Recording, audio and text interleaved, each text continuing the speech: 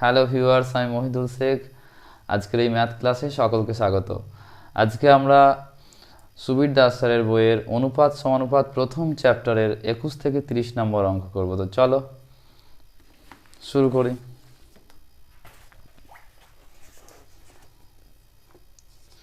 Number 21, দেখো এখানে কি দিয়েছে, a/b = 2/3, আর কি দিয়েছে b/c = 4/5। আগের দিন বলেছিলাম যে a/b মানে a:b = 2:3, আর এখান থেকে কি b:c = 4:5। তো এটাকে আমরা একবারে a:b:c করব। কিভাবে করব?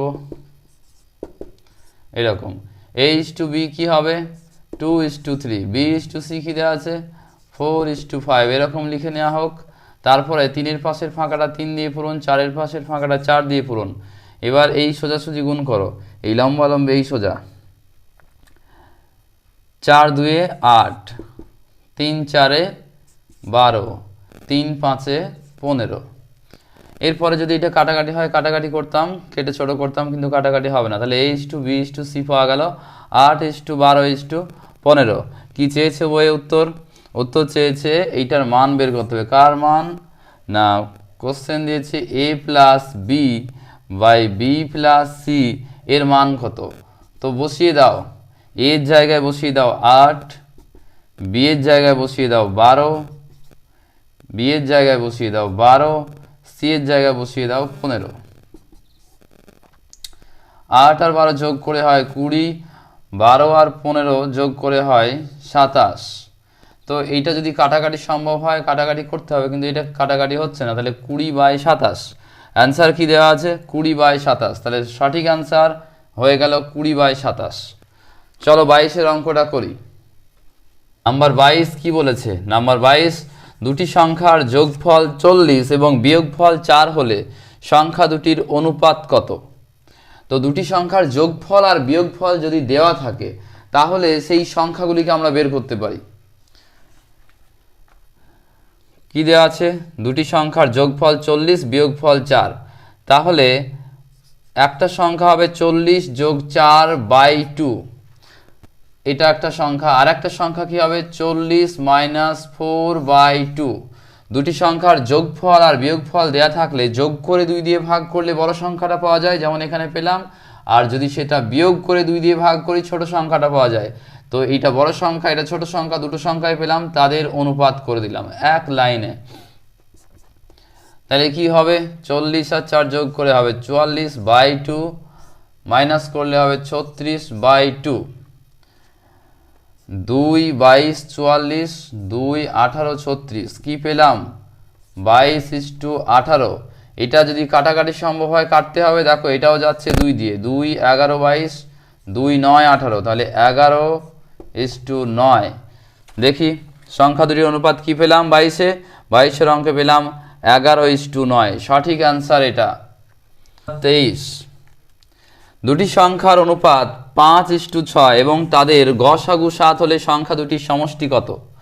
তো সংখ্যা দুটির অনুপাত আর সংখ্যা দুটির গসাগু যদি দেয়া থাকে, গসাগু ইন্টু অনুপাত করলেই সেই সংখ্যাগুলো আমরা পাই। তাহলে কি, এটা একটু লিখি, দুটি সংখ্যার অনুপাত কি দেওয়া আছে? অনুপাত 5:6, তাদের গসাগু 7। তাহলে সংখ্যা দুটি কি হবে? অতএব সংখ্যা দুটি কি হবে? এই গসাগু দিয়ে গুণ করবে। 5কে যদি গসাগু দিয়ে গুণ করি তাহলে হবে 5 × 7 = 35। এটা একটা সংখ্যা। আর একটা কি সংখ্যা? আর একটা এখানে দেওয়া আছে 6 অনুপাত, তাকে গসাগু দিয়ে গুণ করো, আর একটা সংখ্যা পেয়ে যাবো 6 × 7 = 42। অতএব সংখ্যা দুটির সমষ্টি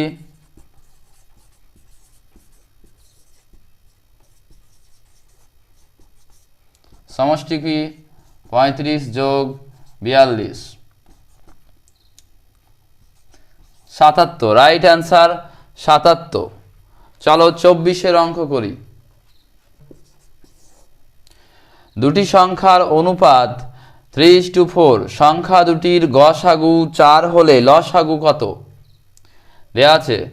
তো গসাগু দেয়া আছে, তাদের অনুপাত দেয়া আছে, তাহলে আমরা সংখ্যা দুটি বের করতে পারবো। দুটি সংখ্যার অনুপাত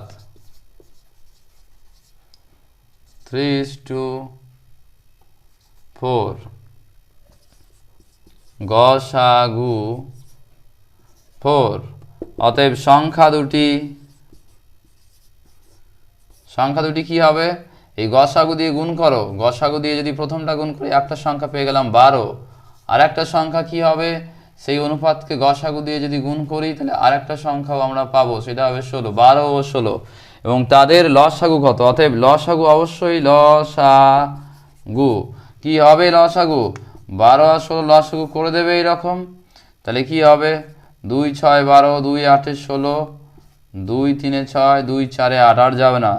অতএব লসাগু সমান কি হলো, লসাগু ইকুয়াল টু 3 4 12, 12 দুগুণে 24, দুগুণে 48। এগুলো আরো ছোট করে করা যায়, কিন্তু আমি করাচ্ছি না। অঙ্ক শেখার সুবিধার্থে বেসিক কনসেপ্ট ক্লিয়ার করার জন্য আমি অঙ্কগুলো প্রায়ই বড় বড় করে করাই ম্যাক্সিমাম টাইমে, তারপরে অঙ্ক শিখে যাওয়ার পর আমি শর্ট প্রসেসে করাই। ইউটিউবে অনেক শর্ট প্রসেসে অঙ্ক আছে, সেজন্য নতুন করে আমি আর শর্ট প্রসেস করাচ্ছি না, আমি এইভাবে করছি। অনেকেরই কনসেপ্ট ক্লিয়ার থাকে না, শর্ট প্রসেস যারা অঙ্ক না শিখে শর্ট করে তার মানে এক প্রকার মুখস্থ। অঙ্ক শেখার পরে শর্ট প্রসেস করতে হবে। এখানে দেখো অনুপাত, এত এর মিশ্র অনুপাত, কার মিশ্র অনুপাত, এইটা 2:3, 4:5 আর 6:7, এদের মিশ্র অনুপাত। তাহলে কি লিখবো, তাহলে মিশ্র অনুপাত কি হবে, মিশ্র অনুপাত। এই অনুপাতগুলির মিশ্র অনুপাত এমন হবে, প্রথম কারগুলো গুণ করো, 2, এটার প্রথমে 2 আছে 2, এটার প্রথমে 4 আছে 4, আর এটার প্রথমে 6 আছে, এই প্রথমগুলো গুণ করব is2, দ্বিতীয়গুলো 3 ইন্টু এর দ্বিতীয়, 5 ইন্টু এর দ্বিতীয় 7। তাহলে কি হলো, কাটাকাটি দেখো হয় কি না, কাটাকাটি হবে না, হবে, এটা এখনই কাটতে পারো, হ্যাঁ 3 1 3, এদিকে 3 2 6, তাহলে কি হলো, এদিকে থাকলো 2 4 8 8 2 16, আর এদিকে 5 7 35, 16:35 সঠিক অ্যান্সার। নাম্বার 26, চলো নাম্বার 26 করি।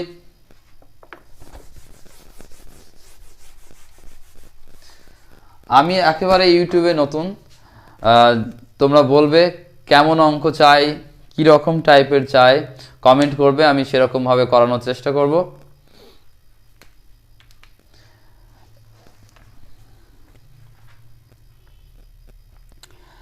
নাম্বার 26, দুটি সংখ্যার যোগফল তাদের বিয়োগফলের 3 গুণ, সংখ্যা দুটির অনুপাত কত। যোগফল, তাহলে ধরে নাও, ধরি সংখ্যা দুটি x ও y। এইবার কি বলেছে, দুটি সংখ্যা, ধরি সংখ্যা দুটি x y ধরে নিলাম, এরপরে আমাদের কি চেয়েছে এরা, যে যোগফল বিয়োগফলের 3 গুণ। যোগফল হচ্ছে এইটা, তাই তো, আর বিয়োগফল কি, বিয়োগফল হচ্ছে এইটা, কিন্তু এটা সমান বলিনি, যোগফলটা বিয়োগফলের 3 গুণ, মানে এটা বেশি আর এটা কম, তাহলে সমান করার জন্য 3 দিয়ে গুণ করতে হবে এটা, তাহলে সমান হয়ে যাবে। তাহলে কি পেলাম, x যোগ y equal two 3x minus 3y। তাহলে কি হলো, x গুলো একদিকে করো, y গুলো একদিকে করো, কি চেয়েছে এরা, নাম্বার 26-এ সংখ্যা দুটির অনুপাত চেয়েছে, x গুলো একদিকে করো, এটা এদিকে নিয়ে আসলাম, তাহলে কি হলো এইটা, আর মাইনাস 3y এখানে আছে, এইটা ওয়াইটা ওদিকে গেলে মাইনাস ওয়াই হয়ে যাবে, প্লাস আছে মাইনাস হয়ে গেল, তার মানে এটা যোগ বিয়োগ করলে কি হবে, যোগ বিয়োগ করলে এটা হবে 2x মাইনাস 2x, এর আগে কিছু না, মানে প্লাস চিহ্ন, এর আগে মাইনাস চিহ্ন, আলাদা চিহ্ন হলে বিয়োগ হয়, বিয়োগ হলে 2x, বড় সংখ্যার চিহ্নটা বসে। এখানে দেখো একই চিহ্ন আছে, তাহলে যোগ হবে 4y, কিন্তু চিহ্ন হবে মাইনাস, উভয় পক্ষে মাইনাস উঠে যাবে, তাহলে কি হবে 2x ইকুয়াল টু 4y, তাহলে x by y equal to কি হবে 4/2, 2 2 এ 4, 2 একে 2, 2 2 এ 4, তাহলে কি পেলাম আমরা পেলাম x/y = 2:1, এইটা আমরা অ্যান্সার পেলাম। নাম্বার 26 নাম্বার 27 কি চেয়েছে? এ একটি ধনাত্মক সংখ্যা এবং দেয়া আছে এইটা, এর ভ্যালু কত হবে? দেয়া আছে a/27/64 = 3/4 এটা দেওয়া আছে, এর ভ্যালু বের করতে হবে। চলো, এটার মানে হলো a/27/64, আর এটার মানে হলো এইটা বাই এ। নিচের এই যে 27/64 ওপরে গেলে উল্টে যাবে। আচ্ছা, উল্টে যাওয়া, এটা এরকম করো, কোনাকুনি গুণ করো, এ আর এ গুণ করলে হবে এর স্কয়ার, আর এই কোনাকুনি গুণ করলে হবে 3/4 গণিত 27/64 বজ্রগ্রহণ। এই কোনাকুনি গুণ করলাম স্কয়ার, এই কোনাকুনি গুণ করলাম এটা। এবারে দেখো কাটাকাটি, আমরা যদি সম্ভব হয় কাটাকাটি করতে হবে, আর যদি না হয় করার দরকার নেই।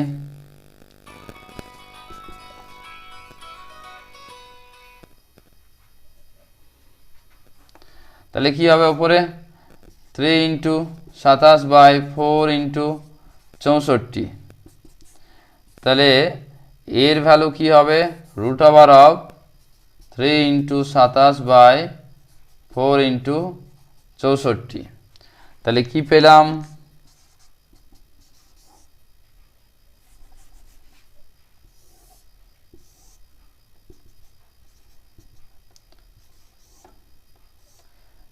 3, 27কে ভাঙো, 27কে ভাঙলে 3টে 3 পাওয়া যায়, আর 64কে ভাঙলে কি পাওয়া যায়?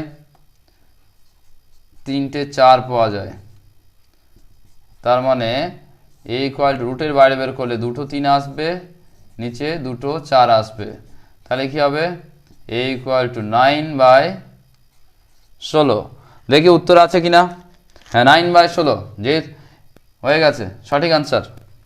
নাম্বার 27 সঠিক অ্যান্সার। 28 নম্বর অঙ্কে কি বলেছে? একটি ঘড়ির ঘন্টার কাঁটা ও মিনিটের কাঁটার গতিবেগের অনুপাত কত? তো এই হচ্ছে গোল একটা বৃত্ত, ধরে নাও ঘড়ি, তো এটা পূর্ণ বৃত্ত। এখান থেকে শুরু করে যদি আমরা ঘুরি তাহলে ক ডিগ্রি হয়? 360 ডিগ্রি। পূর্ণ বৃত্ত, এখান থেকে একদম গোল এক পাক, 360 ডিগ্রি। আর এই যেটা আমি আঁকা আছে এটা হচ্ছে কত? 90 ডিগ্রি, এইটা হচ্ছে 90 ডিগ্রি। এবার দেখো এই 90 ডিগ্রিকে যদি আমরা এরকম ভাবে 1 সোজা 2 সোজা এরকম করে দিই, তাহলে প্রত্যেকটা কত হবে? এটা 30 ডিগ্রি, এটা 30, এটা 30, তাহলে এই জায়গাটুকু কত হলো? 30 30 30 90 ডিগ্রি। তো ঘন্টার কাঁটা কি করে? 1 ঘন্টায় এই 12 থেকে 1 এইটুকু যায়, ঘন্টার কাঁটা 1 ঘন্টায় এখান থেকে এইটুকু যায়, তাহলে ঘন্টার কাঁটা কত গেল 1 ঘন্টায়? 30 ডিগ্রি। তার আগে আমরা লিখে নিই যে ঘন্টার কাঁটা ও মিনিটের কাঁটার গতির অনুপাত।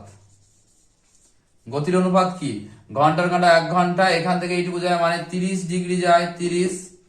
আচ্ছা, এরপরে মিনিটের কাঁটা কি করে? 1 ঘন্টায় এখান থেকে শুরু করে একেবারে ঘুরে আবার এখানে চলে আসে। 1 ঘন্টায় মিনিটের কাঁটা এখান থেকে এখানে ঘুরে পুরো এক পাক খায়। আর ঘন্টার কাঁটা 1 ঘন্টা কি করে? এখান থেকে 1 ঘর যায়। আর এই ঘন্টার কাঁটা 1 ঘর যাওয়ার জন্য 1 ঘন্টায় মিনিটের কাঁটা কি করে? পুরো এক পাক খায়। এই যে পুরো এক পাক মানে কত? 360 ডিগ্রি।